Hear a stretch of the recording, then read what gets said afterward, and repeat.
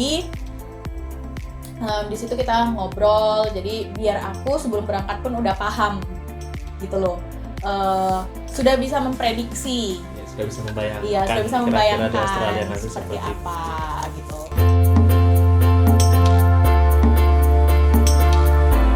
Pokoknya diskusi dengan tim AS itu untuk menyamakan persepsi dulu, biar nanti nggak ada miskomunikasi di kemudian hari gitu, karena bisa jadi kita kan udah baca informasi misalnya dari internet gitu, dan itu di tahun-tahun sebelum kita berangkat gitu. Sementara ternyata policy mereka, kebijakan mereka udah berubah gitu. Aku inget banget kayak di akhir Skype itu juga dipesanin sama tim disability supportnya kayak pokoknya kami tuh ingin kalian tuh memaksimalkan kesempatan ini gitu.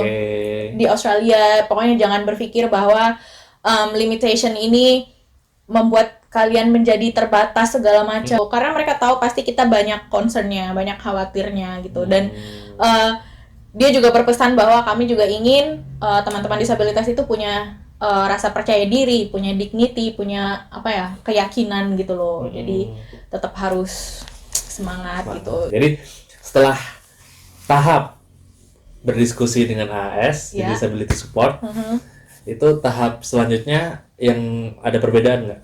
Ketika mau berangkat ataupun sudah sampai di Australia. Berarti kan tinggal berangkat ya.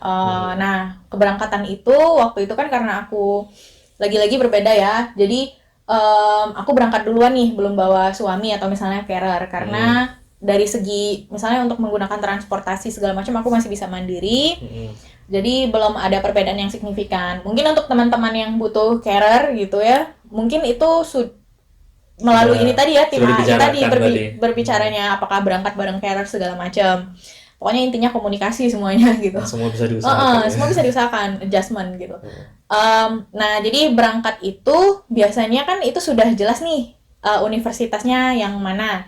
Itu komunikasinya ditambah sama tim universitas lagi. Jadi kalau dari skema Australia Awards itu di masing-masing universitas itu nanti ada tim divisi khusus yang mengkoordinir anak-anak penerima Australia Awards gitu. Di bawah, kalau di UNSW itu di bawah Student Development International. Nah, biasanya mereka udah berkomunikasi seperti, dan itu biasanya kita sudah di link atau dihubungkan dengan tim divisi disabilitasnya, disability support dan service. Biasanya mereka akan memperkenalkan diri, ya aku adalah tim di disability support, kalau ada apa-apa ngomong, dan biasanya kami butuh misalnya dokumennya apa aja gitu-gitu. Nah di situ nanti kita juga ditanya, misalnya ketika kita datang arrival gitu, butuh misalnya jemputan nggak gitu dari kampus ke akomodasi gitu. Nah kebetulan kemarin disediain. Biasanya di seminggu awal sebelum IAP itu proses administrasi segala macam. Nah di minggu-minggu itu kalian udah harus kalau bisa bikin appointment sama tim disability support and service-nya gitu, karena waktu itu memang aku komunikasinya udah deket-deket keberangkatan gitu, jadi kayak, dan aku tidak tahu kalau begitu sampai di UNSW gitu, UNSW tuh mendaki gunung ya, melewati lembah gitu, jadi kaget secara fisik gitu, karena biasanya kita kan kayak aku pribadi kan bakal capek gitu kalau jalan sejauh itu gitu, dari bus stop segala macam. Kalau di Indonesia kan kita bisa pakai jasa ojek online, diantar sampai depan pintu gitu. Dengan mamang ojek. Iya, langganan abang ojek gitu. Kalau di sini kan dari bus stop ke gate aja jalan gitu, dari gate ke gedung sekolah juga jalan gitu. Sehat ya di sini tuh. Jadi aku konsultasi, bawa berkas-berkas tadi, surat keterangan dokter segala macam.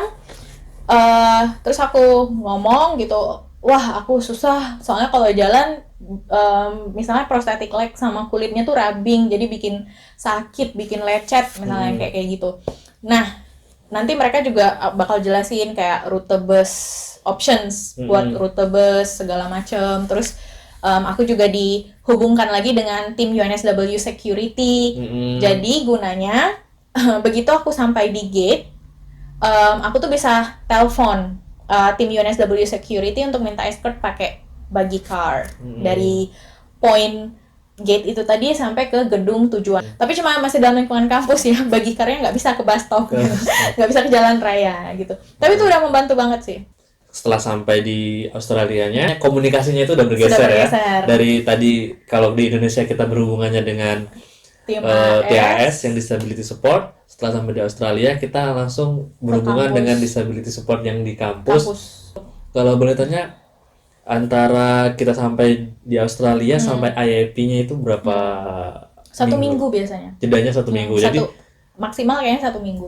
Jadi dalam satu minggu itu kita bisa untuk beradaptasi dulu. Ataupun kalau misalnya kita mungkin kan karena treatment kampus beda-beda. Intinya ngomong sama student contact officer itu ibaratnya kayak ibu dan ayah yang ngurusin kita di sini gitu, tempat mengadu. Oke, jadi tapi ini sedikit testimoni dari saya karena walaupun saya tidak yang menjalankan seperti itu ya, tapi saya ikut beberapa kali ke kampus. Jadi kalau bagi teman-teman yang seperti saya orang yang takut untuk ketemu petugas, bukan takut, sedikit segan ketemu petugas atau ternyata kalau di sini teman-teman nggak usah takut karena pegawainya seperti disability support, tim-timnya itu sangat humble, sangat ramah, gitu. Rasanya tuh kayak ramah. Jadi kita mau nanya apapun mereka dengan ramah menjawabnya gitu. Jadi tidak usah takut intinya untuk bertanya. Jadi ya semuanya bakal oke saja kan. Pokoknya dari segi apapun sih, dari segi akademik. Ini karena yang saya tahu dari disability support tersebut. Oke. Pokoknya tentang hal akademik lah. Apakah itu juga dibantu?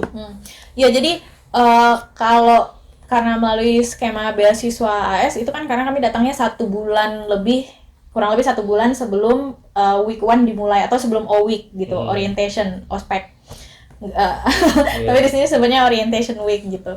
Nah, di situ sebenarnya kita diajarin semua cara kontrak, jelas sih semuanya gitu, sampai ke study skill segala macam. Nah, tapi mungkin untuk teman-teman yang melalui jalur yang berbeda, biasanya itu tadi divisi student internasional itu dia punya divisi kan tadi yang ngurusin anak-anak Australia Awards, yang ngurusin anak-anak internasional lainnya. Nah, itu biasanya kita nanti di-assign seorang student advisor. Nah, student advisor ini biasanya mengkoordinir hal-hal yang berkaitan dengan akademis. Pokoknya yang belajar deh gitu. Misalnya kamu tapi tetap ya bikin appointment gitu. Oh ya, aku ini nih termasuk kayak urusan membawa family gitu. Itu sama advisor itu tadi ngomongnya selain sama si SCO. Nah, biasanya misalnya kesulitan kontrak segala macam, dan biasanya di O-week itu juga di demokan gitu. Nah, diberikan contoh, contoh gitu, tutorial. Ataupun di kampusku kan itu juga ada grup mentoring ya. Nah, grup mentoring itu adalah mahasiswa sukarelawan gitu, pokoknya volunteers gitu. Yang biasanya membantu mahasiswa internasional di awal-awal gitu. Kalau untuk yang teman-teman yang disabilitas ada perbedaan juga atau sama saja? Sama sih. Nah, makanya tadi itu kalau misalnya kita udah ngobrol sama tim student development-nya itu biasanya nanti mereka juga bisa cari volunteer dari sesama mahasiswa tadi, misalnya untuk sekedar note taking gitu, membantu note taking kalau kita ada kesulitan untuk menulis atau mencatat pembelajaran di kelas, atau misalnya membantu dengan kursi roda kita kalau kita nggak ada carer gitu-gitu. Tapi masih di lingkungan kampus ya, nggak sampai keluar. Nah, yang kayak gitu. Jadi di bawah rumah student internasional, student development itu tadi semuanya di koordinasikan. Alur responsibility-nya dari yang AS pusatnya kemudian ke kampus. Di kampus itu sendiri nanti ada yang namanya disability support. Kurang lebih ya. Kan di kampus beda-beda tapi intinya di bawah student development biasanya ya. Oke. Dan kalau untuk pembelajaran sendiri seperti misalkan kita mau masuk kelas, itu kira-kira untuk yang teman-teman disability ada perbedaan nggak? Maksudnya karena kan kita misalnya ketemu dosen mau belajar seperti itu, ada perbedaan? Good question. Jadi biasanya dari disability support service tadi, tim itu akan meneruskan informasi kita tadi ke dosen-dosen. ke dosen-dosen yang ngajar kita di semester atau term itu. Jadi dosen-dosen itu sudah dibikin aware bahwa salah satu mahasiswa aku ini ada kebutuhan ini gitu. Nah, nanti dosen itu biasanya juga akan meng-email kita melalui email ini ya, email kampus ya, email student. Misalnya dia memperkenalkan, "Hai, aku dosen, hai aku ini gitu, aku dosen ini nanti mata kuliah yang kamu ambil ini gitu. Kalau misalnya kamu ada butuh bantuan atau apa-apa, tinggal email aku ya." Pokoknya biasanya dosen itu cuma one email away gitu kalau di sini. Jadi jangan ragu-ragu untuk mengkomunikasikan keresahan kalian. Padahal sebenarnya dosen, staff-staffnya, tim-timnya itu benar-benar welcome gitu loh. Jadi apalagi kalau misalnya kayak aku kan orangnya seganan gitu, takut merepotkan gitu. Tapi sebenarnya mereka justru kayak butuh gitu, mereka butuh tahu kita tuh bagaimana biar bisa kondisinya. treatmentnya gimana. Iya, karena itu juga tanggung jawab mereka kan kalau ada apa-apa gitu. Jadi kalau dari alurnya tadi berarti memang sudah benar-benar terkoordinasi dengan baik ya komunikasinya. Berarti dosennya udah tahu. Tadi kita dari pihak AS-nya sudah bisa langsung mengkomunikasikan dengan pihak kampus, dari pihak kampusnya sendiri sudah mengkomunikasikan ke divisi-divisi yang lain, tadi seperti divisi disability support, tadi sama ke dosen. security, sampai ke dosennya juga. Bener. Kalau si mahasiswa ini membutuhkan ini gitu. Bahkan aku waktu di semester awal tuh inget banget ada salah satu dosen yang dia sendiri meng-email security team lagi gitu bahwa tolong mahasiswa aku nih ada nih namanya ini dia butuh apa bantuan expert kelasku di sini setiap jam segini hari ini gitu. Di sisi ke aku lagi gitu. Ya sebenarnya security team udah aware gitu. Nah itu juga kenapa dosen harus tahu, karena itu nanti akan berdampak ke ini adjustment ketika kita mau exam. Kebetulan kan aku memang nggak ada exam assessmentnya, jadi kalau teman-teman yang exam tuh mungkin kalian butuh misalnya ruang yang terpisah, atau kalian butuh tambahan waktu, atau mungkin kalian butuh bantuan teman ataupun apa namanya volunteer tadi untuk nulis macam-macam. Itu untuk membantu dosen agar bisa men-treatment mahasiswanya sesuai dengan kebutuhannya ya. Ya karena ada di sini tuh ada istilah kayak consideration gitu, special letter of consideration. Jadi misalnya kalau kita apply letter itu, letter of support atau consideration itu, nanti dosen itu akan mungkin bisa memberi waktu yang lebih untuk deadline tugas kita. Oke, jadi itu salah satu bentuk treatmentnya ya. Iya. Extra time. Berarti kalau yang dirasakan berarti tadi treatmentnya bisa kita menelpon bagi ketika kita membutuhkan. Nah, ada teman juga yang ada extra time kalau ketika misalnya kalian butuh extra time. Oke.